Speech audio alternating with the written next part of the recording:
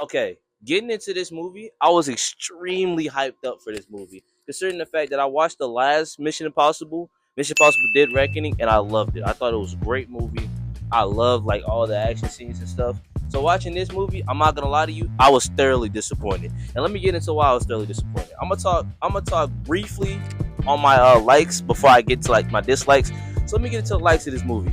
The camera work and the cinematography, obviously, it's a Mission Impossible movie. You know it's lit. What's I like about this movie? Tom Cruise. Tom Cruise, he ran. He do what he do. That's what Tom Cruise does. He's known for running. So, his running was cool. Alright, now I said a couple likes. Let me get into my dislikes. First of all, let me get into this movie. 2 hours of this movie, no cap. This movie's like 2 hours, 30 minutes tops. Yeah, that's like, where it falls at. And a good 2 hours of this movie is legit just flashbacks and recaps from all the other Mission Impossibles. I don't know if they thought we were dumb or something, but come on, bro. Like, we know what happened. You don't have to, like, a quick 60-second recap. A compilation would be perfect. Not the 2 hours of your movie, bro. And then most of this movie was legit boredom. I'm not gonna hold you, bro. I was so bored during this movie. I was sitting there, right? Watched the movie for like 2 hours and 30 minutes. I was so bored during like the first and second act.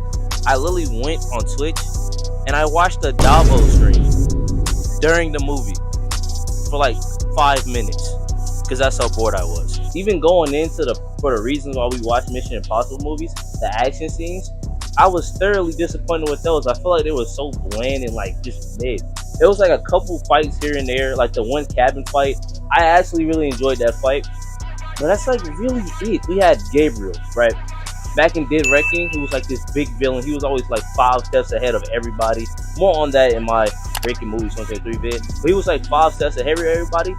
And he was just like dominating everybody. It's like Aizen with gray hair. But getting into this movie, he was a light pack. Like he was barely even a threat.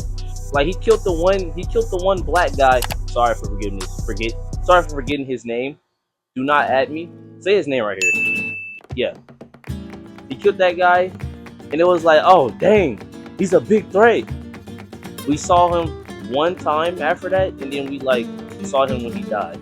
Even his death was weak. They made his death a joke. He was like, they legitimately made the big bad villain the secondary villain, I should say, because